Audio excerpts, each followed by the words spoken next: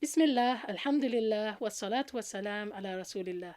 Dear brothers and sisters, Assalamu alaikum wa rahmatullahi wa barakatuh, and welcome to another IlmFeed podcast.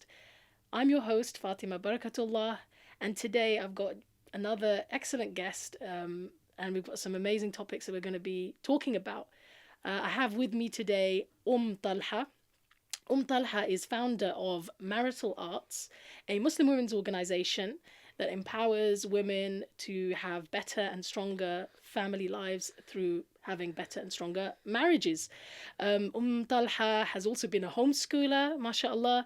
She studied Islamic studies and tajweed also in Cairo, in Egypt, mashallah. Her teacher and mentor is Sheikh Abu Talha, who happens to be her husband, and he's a scholar who, mashallah, graduated from the University of Medina. She's been part of, mosque committees. She's been involved with youth projects. She's got a Islamic preschool that she runs, Iqra Preschool. Mashallah, a superwoman, I think. So, alhamdulillah, I'm really glad to have you here today with us, Talha. Assalamu alaikum wa rahmatullah. Wa alaikum assalam wa rahmatullahi wa barakatuh. And I must say, her greatest quality is that she's one of my best friends, mashallah. And so, it makes it even more special that we're getting to have this conversation. Talha, I found it so romantic that, mashallah, your husband is your mentor. Alhamdulillah. And that's really a special gift, I think. What do you mean by your husband being your mentor? Actually, when the proposal of my husband came back in 2001, I was really eager to learn about Islam. So one of the things that I was really looking for in a husband is that a person who can teach me and guide me, because there were so many groups, Islamic groups out there, and I was thinking, okay, I don't want to go into a wrong group, as you worry, because everyone wants to follow the correct path, the Quran and Sunnah. So when the proposal came, initially I declined because I thought he is such a knowledgeable person and I'm such a newbie. But then I thought to myself, you know what, he could be actually good for my deen. So if all else fails, then I'll just be his student. That's the kind of, because I was only 19 then. Wow, and sorry, I was 21 when I got married. So I started practicing when I was 19. So I was very keen to marry somebody who would actually guide me, who would be my teacher, who would be my mentor. So when his proposal came, I thought, you know what, he can be actually really good for my deen. So with that frame of mind, I looked into it, and alhamdulillah, he was so down to earth. And then one of the things that I discussed during my marriage talk was that, I really want to learn. Would you teach me? And I remember one of the things that he asked me during the marriage, talks, is how my Quran is. So he asked me to recite Surah Fatiha on the phone. So I recited Surah Fatiha, and he was like, okay. I didn't know what he meant by that. Okay. But then afterwards, he was very supportive, and he said, would you like to study abroad? And I said, yeah, of course. It was like my dream coming true. Initially, I wanted to go to Jeddah, but he said, you know what, we'll go to Egypt. But Qadar Allah, when I went to Egypt, the teacher of Jeddah was in Egypt. So I had the best of both worlds. But from then onwards, he's been very supportive, and he's so much into education. And from then onwards, I always fall back on him to consult him and, ask him, sometimes pester him, or give me the source of this hadith and that hadith. And I tell him, you don't realize how much goodness you're actually taking from, giving me that time, because the ladies I'm teaching, everything that you teach me goes back to you. So I sometimes laugh and joke with him. I say, on the day of judgment, you'll be like, Ya Allah, where is all these deeds from? And, you wouldn't know. So sometimes I did tell him, you don't realize how much you actually support me in doing what I do. That's so important, though, isn't it? I mean, like, having a husband, a spouse, who not only has the same vision as you, right, but also is actually invested in your progress, your development. I think that's priceless, and it's really good that was something that you were mindful enough to think of, because I think a lot of the time today, you'd find a lot of, especially younger people, wouldn't necessarily bear some of those things in mind. Fatima, it sounds like, it was such an easy sell, but actually it was quite a challenge to pursue him, in my marriage, because obviously, people in my family, they were a bit, unsure, because they were thinking, well, because I don't know about you, but in Bangladesh, we have this thing where the northerners don't get married to the southerners, So he's from the south and I'm Okay. from the north. No, I don't So know about this. it was such a struggle, but some struggles are worth it. You Mashallah. have to be mindful of the hadith of the Prophet ﷺ, like people marry for different reasons. Yeah. And if you marry for the deen, subhanallah, it is so true. You do find that eventually you do see the benefits of it. You just have to hold on, Yeah. And that is something that I saw in not only my life, but in other sisters, marriages as well. If you make the focus of marrying because of the deen, Allah blesses it in a way that you cannot imagine. So yeah. So, mashallah, you've already mentioned that you're originally from Bangladesh. Tell us a little bit about.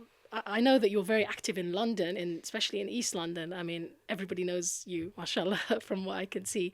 So you've, mashallah, touched a lot of people's lives. But tell me a little bit about your childhood and kind of like, where did Talha come from? Where were you raised? Which part of London? And what kind of family situation were you from? Well, I came to Britain when I was 5 or 6 in 1985. Really? Yes, Wow. with my By the way, father. a lot of this stuff I don't know as well, even though I'm a very good friend of Talha's. It's amazing that we haven't actually necessarily discussed some of this stuff. So it's really nice for you as me. well. Yeah, it's nice for me to be able to talk to you like this. So yeah, sorry, carry on. Yeah, so I came with my family in 1985, and my father became very ill, so we had to go back to Bangladesh because he was diagnosed with cancer. So he wanted to basically have last days in Bangladesh. So we went back to Bangladesh in 87. SubhanAllah, he passed away in Ramadan. Allah have mercy on his soul. Then we came back, and then basically I was orphaned, when I was about 6, 7. So I grew up as an orphan, and it was very difficult to see life, without a father figure in my house. We were children of say three girls and one boy. My mother became a widow when she was in her 30s. So as you can imagine, it was very difficult for her. And, of course we had male relatives, but there's nothing like having a father who would stay. So that was my childhood, alhamdulillah. And I think, it's really, amazing to kind of see how even the Prophet, he had a upbringing as an orphan. And I can really relate to that. And I think growing up as an orphan, it gives you such a great power of empathy with other people. You really can feel other people's pain. And I think when I see my role in the community, how different sisters would confide in me and how they would tell me certain things that they're going through, and I just think to myself, why do they disclose all this information? But naturally, I feel if you feel that somebody has genuine interest in your life, you would want to open up to them. So Allah had a better plan. I grew up as an orphan, perhaps to feel the pain of what people are going through, And I'm telling you, Fatima, sometimes sisters would tell me things and I would be thinking to myself, SubhanAllah, that's such a great trust that they have included me in their life or in their trials. And I would just keep quiet, but I would think to myself, I feel so honored to be part of their struggles or their difficulties. And I know they would not tell anyone about what's going on, but it has really given me an insight of what sisters really go through, and sometimes I feel so privileged that I'm part of somebody's life and I'm able to help people in the ways that maybe they can't seek help. SubhanAllah, like just hearing about you being an orphan, it reminds me of my mom actually, because my mom was an orphan. Her father passed away before she was born. And so she grew up with her mom, but she was raised by her elder brother.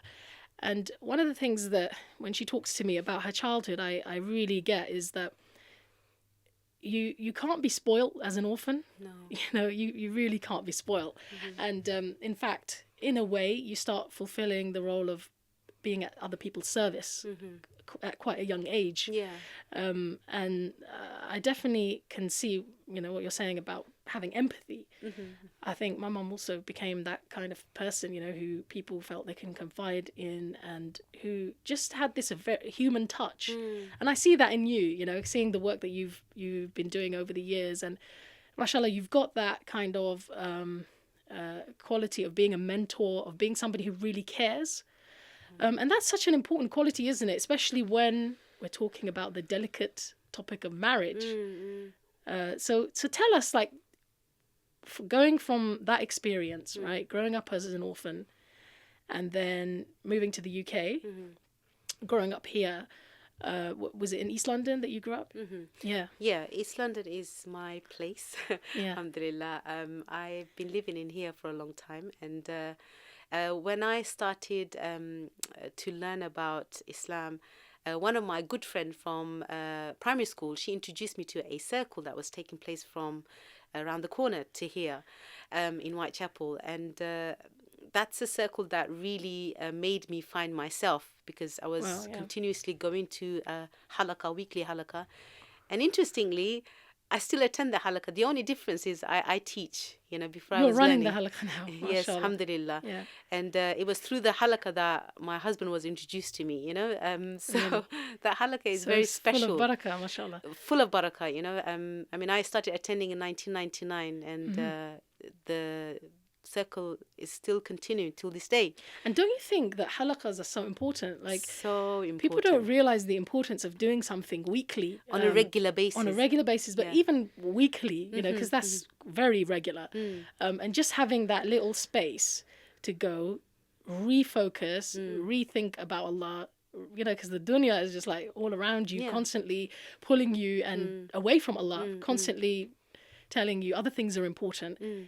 You come together with your Muslim brothers and sisters, you have those moments where you refocus, and then you go back out into the world, refreshed, right? Yeah, absolutely. Mashallah. I mean, the brothers, they have the weekly Jum'ah, where they go and they get reminded. But sisters, what do they have? I mean, not everyone all can sisters attend go to Jum'ah, Jum'ah, isn't it? I mean, some can, mashallah, but majority they can't, So I feel they need a time to come together and be reminded, about the purpose of, why they're here. And, this is one of the things that the Prophet ﷺ used to do. He used to give allocated time to the women, So it's very important that women's growth is also something that's taken care of, So, yeah. So why marriage? Why? Tell us first a little bit about marital arts and the sorts of activities that you've been in, that marital arts is involved in. I've been involved with different dawah organization or different community activities, but what I realized is that home is like a very important space, and if the culture of the home is healthy and Islamic, then that actually develops everyone in the home. So it's important, the person who's in charge of the home, which is the homemaker, mother, wife, her needs to be taken care of. Because she is the one who's taking care of the needs of others, but who's taking care of her need? So that's when I thought, what? A lot of my work in the community has been taking care of her, being like the older sister or the mentor. I thought it's about time that we actually did something so that we can create a bit of an awareness of the need of the homemaker, the mother, the wife, the one who's always giving. Because as you know, you cannot give if you don't have. And I don't like this whole notion of people just giving and not having anything for themselves, because, you don't want to be like a candle that gives light to others but burns itself out, or you can't pour from an empty vessel. So if you imagine the mother, the wife, she's like the vessel. She needs to keep refueling, and marital arts helps her to refuel by making sure she takes care of herself, her spiritual growth, her, mind, body and soul growth, because it's important that a person like a woman is taking care of herself, and that is done with no guilt. So we are like an organization that helps her to think, okay, what am I doing for myself?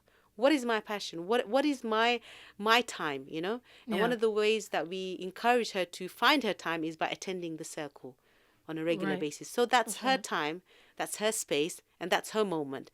And, subhanAllah, a lot of sisters, they tell me, Talha, every time when I come to the circle, I go away feeling refreshed, like new sense of energy. And I'm thinking that's the idea. Because Right. every one of us, we need to feel refueled. And that Saturday halakha is that, some of the attendees, they described it as, it's like a spiritual lifeline. Really, Yeah, subhanallah. Yeah. because they feel really like, whatever they've gone through the week, when they come to the halakha, it's time to refocus.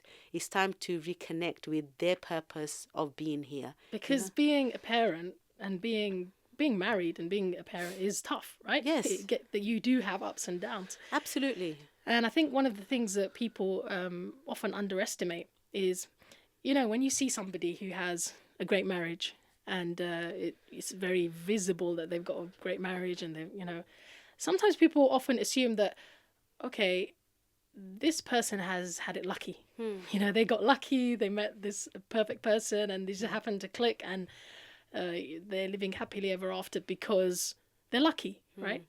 I don't think people realize or appreciate sometimes that actually everyone who has a great family culture and has a great marriage, they've had to put work into that, right? Absolutely, 110%.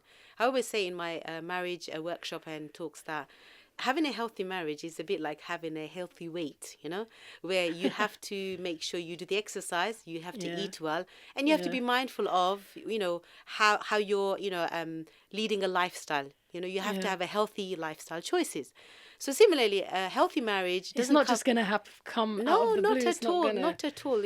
happen overnight. if you think, if there was one marriage that was problem free, it would have been the marriage of the Prophet ﷺ with his wife. But even then, we know there were times where he had to move away and rethink. And we know the stories mentioned in Surah Ahzab, where the wives, they were given the choice. What do you want? Do you want the glitter of this dunya, or or the Prophet ﷺ? So why is it?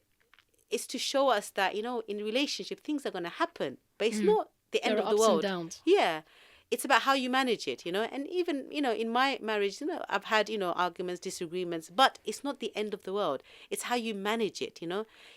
It's human being. It's human nature that when you have a relationship, you are going to have some ups and downs, but it's how you manage those challenges. So yeah, I think it's very important that we have a strong commitment to making our marriage work, and not think, oh, I'm having a bit of problem, that's it. Not be so quick to rush to the D word, because the D word. Yeah, the D word, divorce. The D word, the J word. These are the dangerous words, right?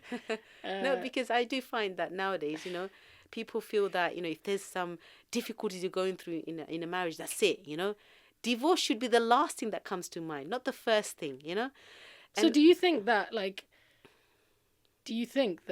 divorce is something that comes to people's minds too quickly nowadays? Of course. I've worked with so many different, sisters that they feel, okay, I'm going through this problem, I don't think I can manage. And we say, no, okay, hold on. Why can't you manage? What's going on? And then, sometimes I would see that, actually the marriage is not the problem. She is going through her own personal issues, She feels overwhelmed. There was one particular case, subhanAllah, obviously I'm not going into the details, just to give you an idea. I had a, sister, she was saying, I feel so overwhelmed, and he doesn't do this, he doesn't do that. And then I was listening to her and I was thinking to myself, oh my God, she just sounds like a very overexhausted person. So then I said to her, so what do you do for yourself? She said, I don't do anything. I don't have time to do anything. I've got little ones, the typical story. And I said, you know what? It's really important that you do something for yourself. And that whole aspect of self-care I was talking about. Yeah. So then I just left it. And, every so often, people would call me up and they would say, you know what, Umm Talha, you don't realize that piece of advice you gave me, I tried to implement, and I can't tell you how much of a difference it has made in my marriage. And I would be thinking to myself, what did I say to you? Because I'm speaking to so many different people. And she would remind me, you said to me to take care of my needs, to take care of myself. And that's what I did. As a result, it had an impact in my marital life. So I thought, wow, sometimes, we think marriage is the thing that's creating problems in our life. But it could be that we have our personal issues. Maybe we're overexhausted. Maybe we have an emotional wound that we need to attend to, Because don't forget, marriage is about two people.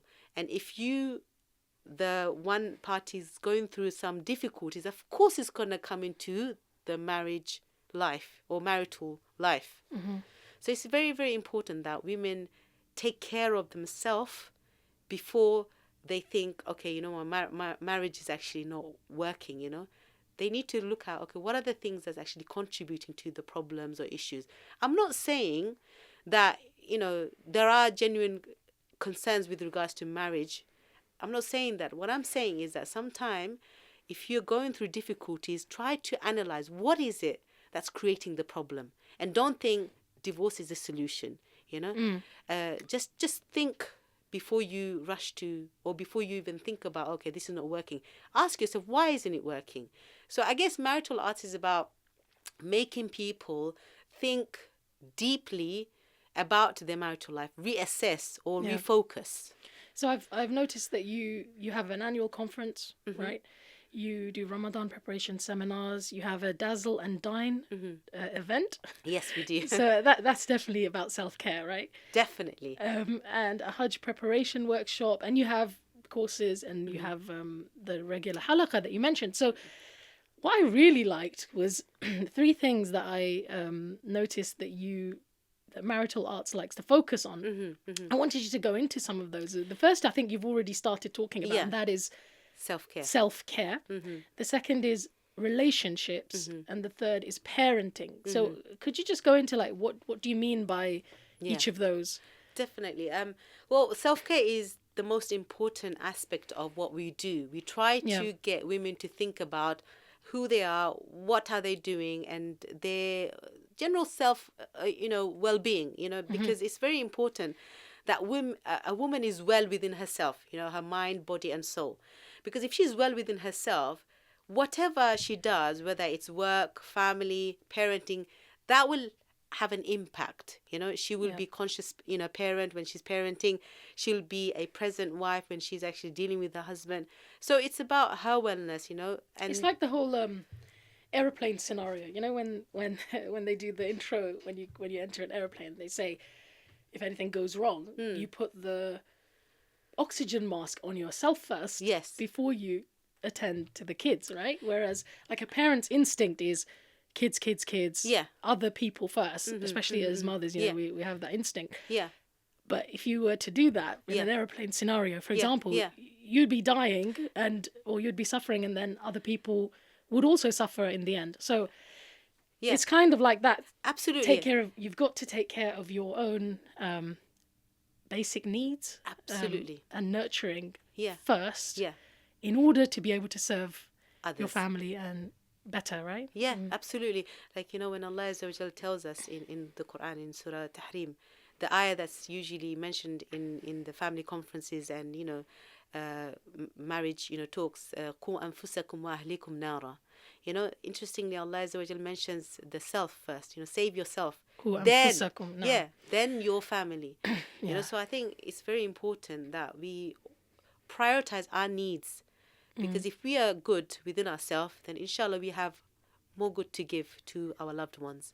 And an interesting, just a little thought that came to my mind as you mentioned that was, I was reading the autobiography of Barack Obama's wife. What's her name? Sorry, Michelle Obama. Of course, Michelle Obama. And I love reading biographies because I feel like you really get into understanding people. And so one of the things I loved about her autobiography, she talked about her marriage, and she talked about, and you know how they are, right? Like when you see Michelle Obama and Barack Obama, forget about their politics and all that, right? But just as a couple, they seem to be really like excellent and amazing couple, right? Like really get on, and I think the book really proves that as well. Like if her account of their marriage, etc. However, she does actually talk about having marriage counseling, and what I found interesting about it is that she, during her marriage counseling, found that it was actually issues that she had personally, things that she wasn't feeling good about, that she realized her husband couldn't fix, but she was expecting her marriage to fix, And because she wasn't getting that, Yeah. she was blaming the marriage or blaming Yes. her husband, whereas it was actually something that she needed to do, like self-work, right? Yeah. And she had to go away and work on that, Yeah. and work on her own happiness Yeah. and well-being, Yeah. in order to bring that sense of well-being into the marriage, rather than expecting marriage to be, or your husband, Yeah. your spouse, to be the one who's going to fulfill you or complete you, Yeah.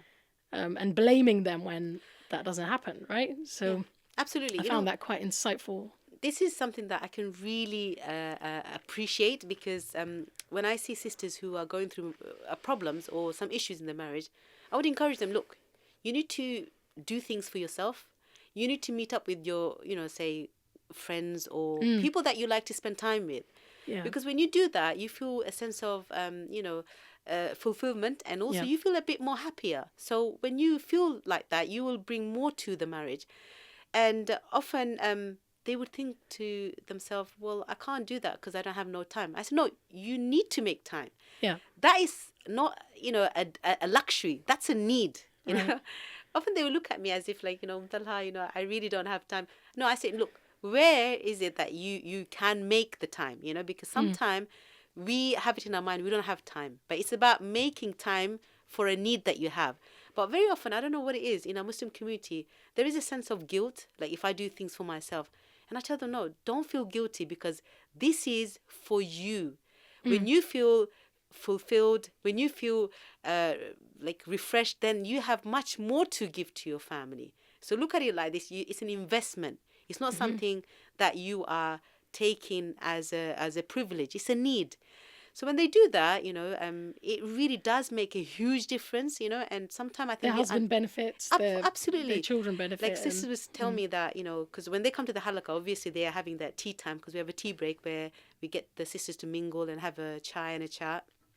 And that would really, help sisters to feel like there's a sense of belonging. They've got friends. And sometimes women like to chat with other women, and all we need is having a few girlfriends to, talk about our emotions, what we're going through. Sometimes men, they may not understand our emotional need. We need certain companionship. I think there's different people who, like my mum, she always says, there's different types of love. Exactly. Love has different compartments. The love you have for your best friend or for your friends is a different thing, and what you get from them and from that relationship is different to what you get from your relationship with your spouse. Yes. And then your relationship with your children, your relationship with your siblings. So I think recognizing that all of those relationships are part of the rich tapestry of being a human being. Absolutely. And being willing to invest in them. I think that's what you're saying, isn't it? Absolutely. And I think women should take care of their companionship, their friends, their girlfriends. Definitely. As I'm getting older, I really feel that. I really feel that, investing in my girlfriends and my relationship with women is just amazing. It's just so important. It's so enriching, and it's so like, it fills me up, Absolutely. I mean, whenever I meet up with you, Fatima, my husband knows, I would tell him that, I'm meeting up with my friend Fatima. He would tease me. And, when I meet up with you and we have a nice, gup chup, and then I go back. Gup shop. He can really see that. I feel so like, in high spirit, it's like a buzz, you think, oh, I met my friend. And you talk about the things that you want to talk about, because sometimes you have different needs to what they want to talk about. They talk about things that interest them. That's fine. But it's not something that you have, like great enthusiasm in talking about. But with your friends, girlfriends, you want to talk about things that interest you. And you could talk for hours, isn't it, And that's something that I think every woman should prioritize. Definitely. And every woman should actually seek out to do on a regular basis. And again, as we were saying, like, just as marriage needs nurturing, friendships need nurturing as well, right? Yeah. You've got to make the time. You've got to consider them important enough to actually spend time with that person. Yeah. Do things that will deepen that relationship. Yes. Have experiences. Go out, spend time together at home, even get together with kids as well. I think all of those different aspects help us to deepen friendships because. Even though we live in like an amazing, massive city like London, I think a lot of people are lonely. Fatima, what can I say? a lot of the sisters, in London, in a city, I find that although there are so many ways to communicate with people, but there is still this sense of feeling isolated and lonely. Yeah. And I can't tell you, recently I've observed that, many sisters, they, say that they're very lonely. And one of the things that they want from their husband is to spend more time with them. But that's quite impractical because the man is working, and when he comes home, obviously the time is limited. But to fill that void of loneliness, I think it's important that we seek out company, and we don't always depend on others to actually fill that void for us. So having girlfriends, having good companions, having people that you can see who would speak to you about things that you want to talk about is such a wonderful way to come out of that loneliness, hole. And I don't think anyone should feel, bad or feel, that they are actually seeking out, attention, because that's something that every human need has, and it's okay to feel. I mean, I think women feel guilty a lot, right? Especially mothers, they feel very guilty. I'm actually doing something fun, and I don't have my kids with me. But subhanallah, there's no need to feel guilty. You're taking care of their needs. Yeah. There's a time for this, there's a time for that, isn't it? You have to be mindful that, okay, there are times where you're going to be at home taking care of the family, but also there needs to be a time where you can actually attend to your needs as well, Yeah. And you don't need to be a martyr, basically. No, definitely not. So the first thing that you said that Marital Arts likes to encourage and focus on is self-care. The second is relationships. What do you mean by relationships? Relationship in marriage is very important focus for us. We find there's a lot of say attention out there in the community or in businesses where people focus on giving you a great wedding, like the wedding day. There's so much out there to encourage you to have this type of wedding or that type of wedding. Then we have nothing. Then we have, Sharia council where you go there to get your divorce. So it's like, get married, and then the divorce, council where they can help you to get khula or divorce. But there's nothing in between to actually help you to strengthen, to, nurture the relationship so that you are having a long-lasting, fulfilling relationship. So we are trying to focus on giving sisters, or rather, I would say, sharing the recipe, because as women, we like to share good recipes. It's like sharing the recipe for a good, happy, long-lasting marriage. So that's what we try to do through our workshop. So we give them tools, and we try to encourage positive, interaction between spouse, taking, guidelines from the Quran and the Sunnah in the 21st century context, so that people can understand, okay, if we look at our life, he has to work or I have to work sometimes. So how can we manage our marital relationship in that, setting? So we talk about communication a lot. And we talk about understanding roles and responsibilities. So you can see yourself in this, big puzzle. Where do I fit in? So one of the things that we like to encourage is how can we build from the beginning a positive, healthy relationship with our spouse. So we try to discuss issues relating to, say, compassion in marriage. How Allah He says, وَجَعَلَ بَيْنَكُمْ مَوَدَّةً وَرَحْمَةً, and we have made between them love and compassion, mercy. So we talk about, being compassionate with your spouse a lot. And then we talk about, the love languages, how it's important to express. The 5 love languages. Yes. So you're into that, yeah? Yeah, because I think it's such a brilliant way of actually teaching the Western audience about not just love, but express love. Because so just in case somebody doesn't know what the love languages are, it's a book, right? Yeah, it's a book by Dr. Gary Chapman. He's a Christian pastor, and some of the things that he discusses in the book, it's really wonderful. And we find a lot of teaching is from the Quran and Sunnah anyway. So it's something that is congruous with the Quran and it's such a beautiful way of actually seeing, okay, what is my love language and what is his. What does it mean, love language? Basically, how you communicate love to your spouse. Because every one of us, we have ways in which we express our love, and it's about knowing, okay, how do I feel loved? How do people show me that they love me? So maybe like if I was to ask you, okay, Fatima, how do you know that somebody loves you? What are the ways that they can show you that they love you? So he's identified like 5 key areas, or 5 things, 5 languages. He calls them love languages that that people usually need in order to feel loved. And from what I understand, he says that there's like 1 or 2 dominant love languages that each of us have. And if you don't understand your spouse's love language, it's like you're both speaking 2 different languages. One of you is speaking Chinese, the other one speaking, I don't know, Bengali, right? Yeah, Farsi, okay. And so you're just like missing each other. But if you understood what the dominant language was for your spouse, in other words, the dominant way in which they feel loved, then you could tap into that and do more of that, so that your spouse would feel loved. And do you know what, Talha, this, when I discovered the 5 love languages, it really changed things for me and my husband, because we realized there were certain things that, for example, for me, I think one of my love languages is gifts, right? It's gifts, right? I think a lot of sisters would identify with that, the whole kind of you never buy me flowers thing, right? Alhamdulillah. So, but once my husband realized that, okay, gifts are a big deal to her, right? In a way that it's not, he doesn't really identify with gifts as one of his love languages, right? And so that's why it probably is kind of like a blind spot sometimes for people, like when you don't realize that this thing that doesn't seem like a important thing to you, because you express love in other ways, it's actually very important to that person.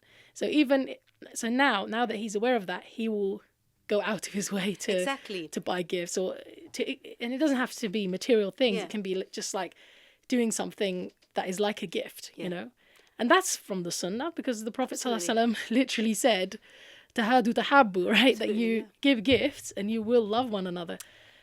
So I think, like for us, for example, that really helped. And I think one of the other love languages that we identified with was acts of service.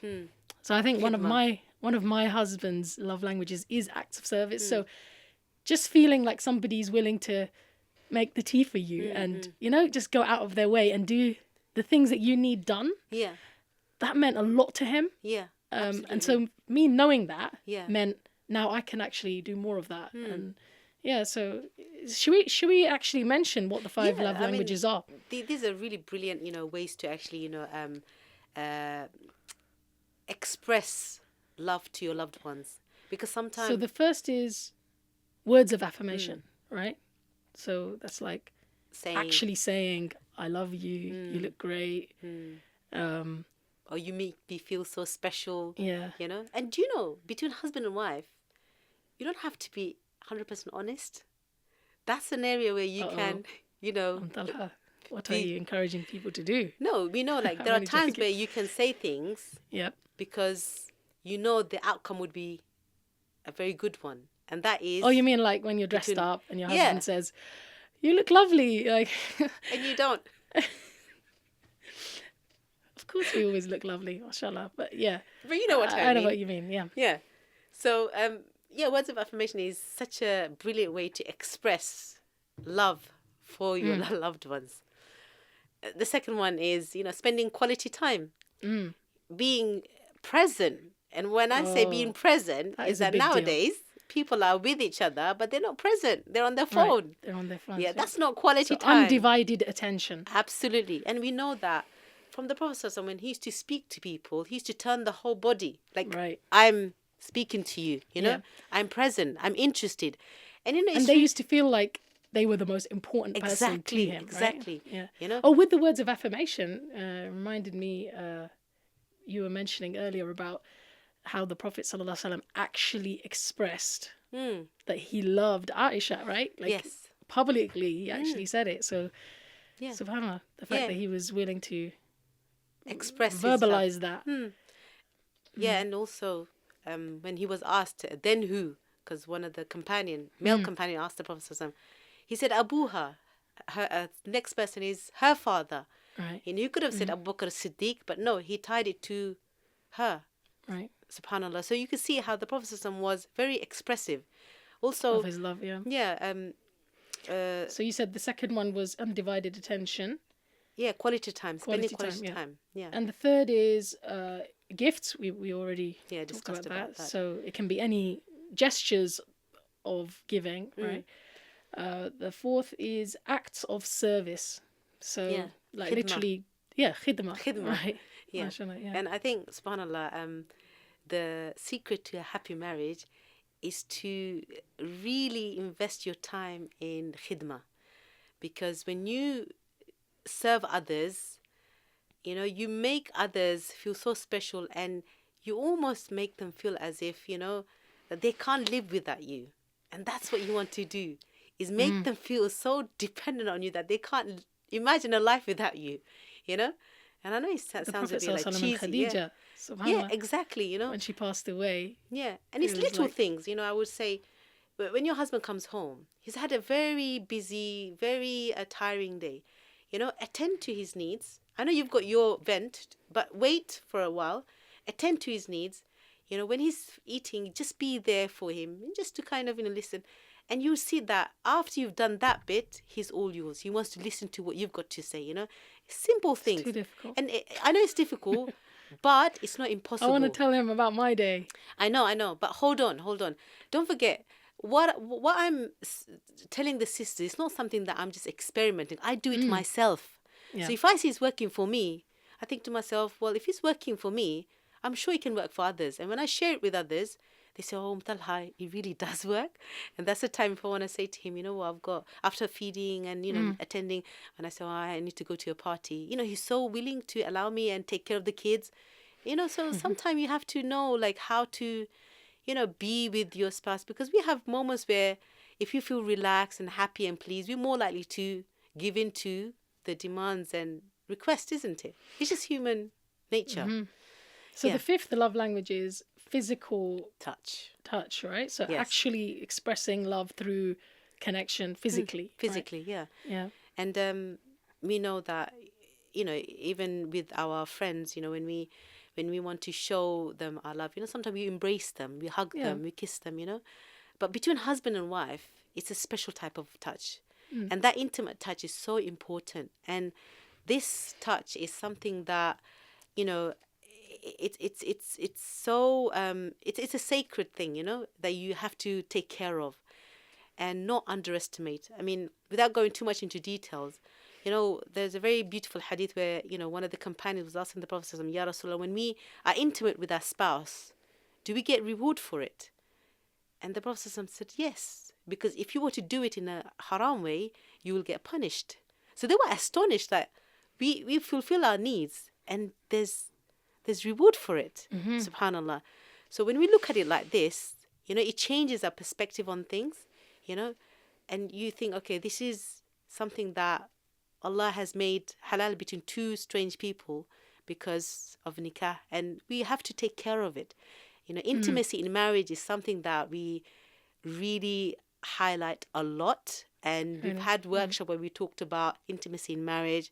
We called it the bed of roses, talking about different aspect of, intimacy in marriage, married life, because I think sometimes, we can have this tendency of being prudish, but we have to realize this is an area that, we have to take care of, and a lot of problems does stem from each spouse feeling unfulfilled. And we know that in that department, in that department, this is the only way that you can fulfill yourself, and it has to be taken care of. And communication is key in improving the intimate aspect of your marital life. And after all, it is one of the, halal and, your halal habibi. Yeah, it's one of those. It's one of the beautiful things of life, right? One Absolutely. of the gifts that Allah Subhanahu wa Taala gave us in this life, that ability to have that intimacy. Now, I'm just thinking some people, might be listening and they might be thinking, well, are we demonizing divorce?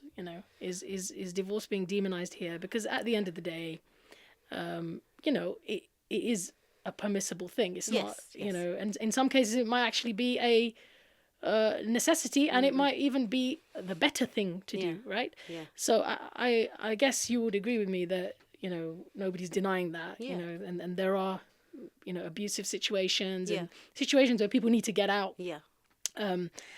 So it's not to kind of demonize it, but I guess what you're saying is, let's not make divorce come too easily, and let's not make it the first thing that comes into our minds, you know, when we start facing problems, right? After that honeymoon period, usually, you know, when you've had your first child and your nerves are frazzled, your lack of sleep, you know, there's a physical toll, you know, to all of that. I guess that's probably a time when people start having their first kind of clashes, and at times it can feel really overwhelming. Now, do you think, Talha, that people like nowadays tend to, you know, take their problems outside of their marriage too quickly? Because I'll tell you what I mean by that. Like, I know that my parents' generation, and even our generation, I guess, like, or some of us would avoid, you know, like, if we have a problem with our spouse, it would have to be really like bad. It would have to be something that really goes like, we've tried everything within the marriage to do our best, you know, before anyone would even hear about it, right? That's like right, even your parents or even people who love you, you know, you wouldn't be quick to allow them to know that there's any kind of issue between you as a couple. And I think there was actually a lot of benefit in that, you know, in keeping it together in order to sort it out between yourselves. Because as we all know, subhanAllah, like as human beings, sometimes you have a bad day, you know, sometimes you have a massive argument. And the next day you think, what was it about? You know, it's completely back to normal. And, you know, just the fact that two people living together for so long and in such an intense situation, there are going to be times when things are bad. And if you're the sort of person who quickly goes outside of the marriage and talks about it to other people, then doesn't that kind of make the problem bigger? Like, do you think that's one of the issues? One of the things that I have to say is that, Fatima, you know, there is a hadith that some of us know that, you know, when Iblis gets his kind of accounts of which of the devils done what, you know, and he feels like, okay, you haven't done much, you know, but then one of them says, today I managed to break between a couple, husband and wife. You're the one. Why? No. Why does the devil get so happy? Because when a marriage breaks down, it makes all those who are in the marriage, family, children, open to vices, you know. And that's why it's very important that, you know, Bani Adam, children of Adam, we are actively working towards saving all the marriages, you know, as many marriages as possible. Personally, alhamdulillah, I've been able to, through positive and, you know, intervention, able to save about 3 marriages that comes to mind. Yeah, these 3 marriages were people that I knew in the community. And now if I was to show you those 3 marriages, you wouldn't believe that they went through really like difficult struggles, you know, without going into too much details. You mean like they were at the point where they just had it, Khalas, right? Yeah. But alhamdulillah, with the support and with the, you know, guidance and with the time to think things through, they decided, no, we're going to make it work. And what made the marriage work is because they became committed to making it work. And I want people in the community, I want everyone listening to this podcast, have this commitment to encourage others to make their marriage work, to give it a try, and not to feel the pressure to break marriage at the first strike of a calamity, you know. And I feel that in this society, there's too much pressure to just end the marriage because he's doing this, because he's doing that. And sometimes I've seen sisters, they genuinely want to give it a second go, but people around them, they're so pro-divorce. They're like, no, you can't handle this, you can't do this. But you don't know the reality, I would have thought that, like, families, because, you know, especially like if you're from a certain background, there's a certain taboo No, I still? think nowadays, people are more, open to the idea of, well, you don't need him, you can cope by yourself, it's okay, we're in this country, people can, fend for themselves. But what they don't realize, the woman herself, she feels that the pressure is so strong to leave the marriage that sometimes she feels like, okay, I have to leave the marriage because that's what I'm being advised.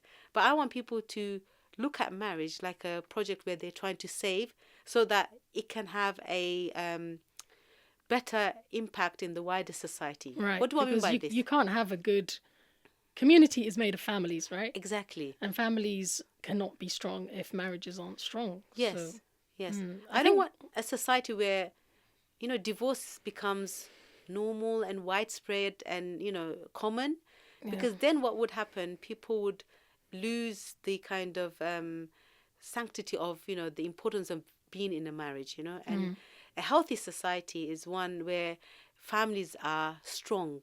And how do families become strong? Through the strength of marriage. so. Talha, I remember you were saying to me once that we need more voices that bind people together. Yes. We need more voices advocating for marriage, Yes. rather than for fleeing from difficult Yes. situations and etc. You said to me, I think that one of the things that you've noticed is people often, when they do turn to people for help, right? If they do get into a very difficult situation and they need help from others and they've reached out, that it's not that the fact that they reached out that is a problem. It's that the people they reach out to Yes. cause them problems. That is so. Can you go into that a little Yeah, bit? I mean, sometimes when sisters tell me they're going through some marital problems, I would ask them, who else have you told?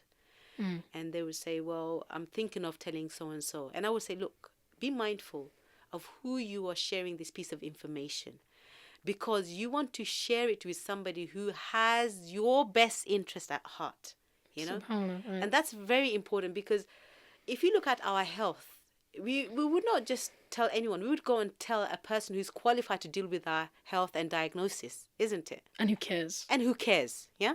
And who's invested in it succeeding, right? Exactly, exactly. So I would always encourage them, look, keep it in confidence. Only tell people who can do something about your problem.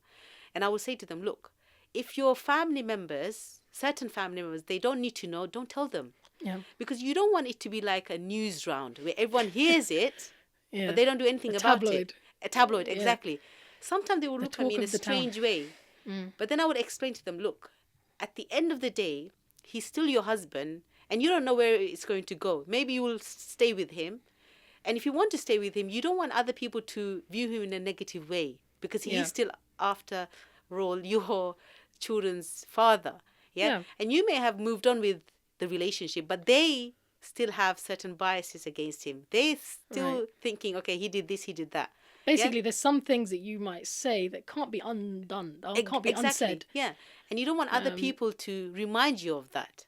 So the more people you tell, the more voices you will have reminding, oh, do you remember he used to be like this? And you don't want to keep on remembering the things in the past. You want to move on. Yeah. So I would really encourage people to think, okay, they've got marriage problem. Yeah, this is reality of life. We have problems in our, life. We have problems with work. We have problems with health. We have problems with marriage. This is part and parcel of life. But what I'm saying is, when you do have a problem, think carefully who's the best person to consult regarding your problem. And that could be somebody who is in the family, who's mature, who's like a murabbi. So you can speak to them about it in confidence. If you feel, okay, I don't think I can go to my family, well, you could speak to people outside of the family, but be sure you're going to the right person. And everyone knows who that right person is. They just have to do a bit of thinking. Yeah, because I think, I've heard of stories where, sisters will have come to the end of their tether, for example, and they've reached out to somebody, and that person, instead of, helping them work through it in a positive way, or trying to help them think of ways to mend the relationship, will literally pour petrol onto the fire and, make them feel worse, Yeah. and so you don't want that to happen. No, absolutely not. And it's quite scary actually, because every one of us, we can be a potential person to break the marriage. Like saying things that will make the person feel like, yeah, that's true. I don't want to Mufsid, a yeah, mufsid or a musleh, musleh, right? yeah. Or you can mend the marriage. Yeah, musleh, yeah. So sometimes everyone in the community needs to take that responsibility, active responsibility of saving the marriage, because when you save a marriage, you save a community. I know sometimes you may think, okay, that's a bit of a big bold statement, but Yeah. it's true. Because think about our children when they grow up and when they see, okay, a lot of marriages are failing, they might think, what's the point of getting married? Yeah. And I know quite a few youth, they're a bit, put off the idea of marriage because they think marriage equals to problems, and that's not a very healthy way to go on. So it's about changing the narratives in our community where we say, okay, you know what? There are marriages that break down, but there are also positive marriages. So marital arts is what marital arts is trying to do is refocus the light onto marriages that are working. So people can see, okay, you know what? Marriage does mean having a companion. Marriage does mean having a good life. Marriage does mean having the support network so that you can raise the future generation. We hear often bad things in the community, but I think it's about time we change what we hear, and through marital... Well, that's what IlmFeed is all about. Absolutely, and it's wonderful. I don't know if you've noticed Yes. IlmFeed's videos and content, subhanAllah, it's, for me, I always look forward to, looking at IlmFeed's videos because I know I'm going to feel positive at the end. I'm going to hear some good news. Exactly. And I think we need that because we live in a culture full of bad news, Absolutely. full of negative stories. Absolutely. And that can have an impact on your mindset, your mental health. Yeah, definitely. Recently, I went to this event. It was like a launch event for young sisters. And they asked me to do a talk about intention. So, of course, I'm going from marital arts. I'm going to talk about intention to get married. So one of the organizers was telling me that young girl, she was a teenager, when she was asked, what did you find amazing about the event? And she said, well, what I liked the most is that there was a speaker and she was talking about marriage. And she was telling us that we should think about getting married. And the organizer was quite surprised that out of everything in the event, she took that point, that we should start to think about marriage. And she's only 14. And I thought to myself, subhanAllah, that's quite powerful to have youngsters thinking or planting a seed about marriage. Because as you know, this is the only way that you can progress into a relationship, through marriage, So marital arts is talking about marriage in a positive light, not about marriage or that means arrange or force or this, that. No, it's about, we all grow up, we have needs, human needs, and that need is to be fulfilled in a halal way, and that is through marriage. So it's wonderful that we can talk about marriage. Sing the praises of marriage, right? Yeah, absolutely. And talk about marital life in a way that sounds exciting. And it is exciting. Yeah, it is. I know marriage has I think you're right that sometimes at events and sometimes there is this focus on when things go wrong and when the things that do go wrong or things that people are doing that, are harming marriages. And we don't get to hear the positive stories so much. Yeah. The third area that marital art says it focuses on is parenting. So you've brought parenting into the whole mix of marriage, right? Because sometimes I find when sisters have children, for some reason they forget that they were once a wife. The focus goes so much into the children's needs because it's so hard. It is hard. But don't forget, you're not just, embracing a new role of motherhood and forgetting about your role as a wifehood. We have to multitask, and marital arts gives tools to parent the children, but also reminds the woman you're still a wife. And that's something you need to take care of. And you're still an individual, which is self-care. You need to take care of. So it's important that in different roles, we are still able to balance. And balance is the key to success, having that balance. And, here I just want to mention, with regards to balance, a very beautiful hadith of Salman al-Farisi. Salman al-Farisi and Abu Darda, they were like companions, they were buddies. And once Salman al-Farisi came to visit Abu Darda, and he saw Abu Darda's wife was in a shabby state. That was before hijab was revealed. So he asked her, like, why are you in that state? So Darda said that your brother has no need in the luxuries of this world. Meaning he's so into his spirituality, he's got no time for me. So Salman al-Farisi, he stayed the night and he noticed certain things. Like, for example, when Abu Darda was giving him food, he would not eat because Abu Darda is fasting. Oh, So then Salman said, no, you have to break fast, otherwise I'm not going to eat. So he broke fast. During the night time, Salman al-Farisi, he notices that Abu Darda, he's so anxiously getting up to do Qiyamul Layl. So he tells him, like, go to sleep. And then he wakes up again and says, go to sleep. Third time, Salman al-Farisi said, wake up, like, let's pray. And then after they prayed, Salman al-Farisi is telling his friend, subhanAllah, the blessing of having good companions. He says, look, your Lord has a right upon you, your body has a right upon you, and your family has a right upon you. So give everyone their due right. Now, when Abu Darda heard this, he wasn't too sure. So he went to the Prophet ﷺ. He said, Salman came and he did this. He made me break my fast and he said that to me. What did the Prophet ﷺ say? Because Salman al-Farisi was seeing his friend do something very spiritual, like, good deeds. Yeah. But even then he was saying, no, you need to give time for your body. You need to sleep, mate. You need to give time for your, family. You need to give time to your Lord. Give everyone their due rights. The Prophet ﷺ, he replied and he said, Sadaqa Salman. Salman spoke the truth. So from this hadith we see balance is key, even in spirituality.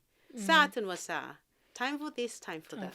So that's why we say, okay, you know what? You've got children, you have to parent them. But don't forget yourself as a wife. Don't forget yourself as a individual who is a servant of God. So it's all about creating balance. And I guess this hadith is one of those powerful hadith that we advocate a lot to show people, look, Islam is not about just being at the service of your children. Yeah. Or some kind of, Yeah. like, Sometimes when we away have from the dunya completely. Exactly. Sometimes in our events, Dazzle and Dine, we all dress up.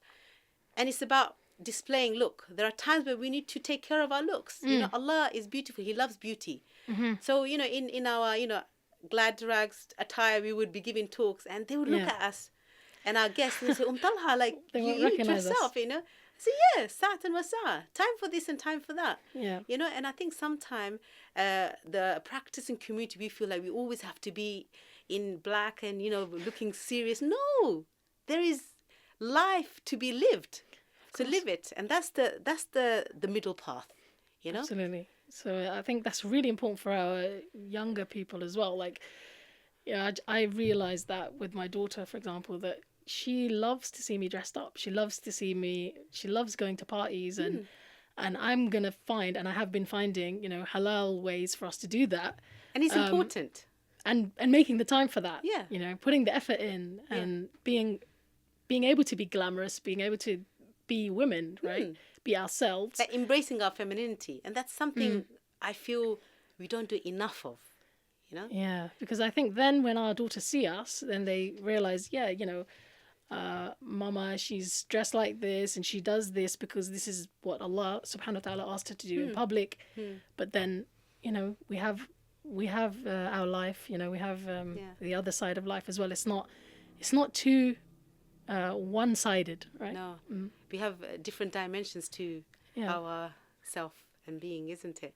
And that's such a good way of modeling to our youngsters who can see, okay, there is a time where you have to pray and there's also time for when you can have a party, and there is a time where you learn and there's a time for when you socialize, so that's a balance. And we find the balance was given to us by the Prophet sallallahu alaihi wasallam. When he was with his companions, they had certain times where they were in a serious situation and they had to be serious, but there are times where he sallallahu alaihi wasallam, he laughed and joked and he had a good time.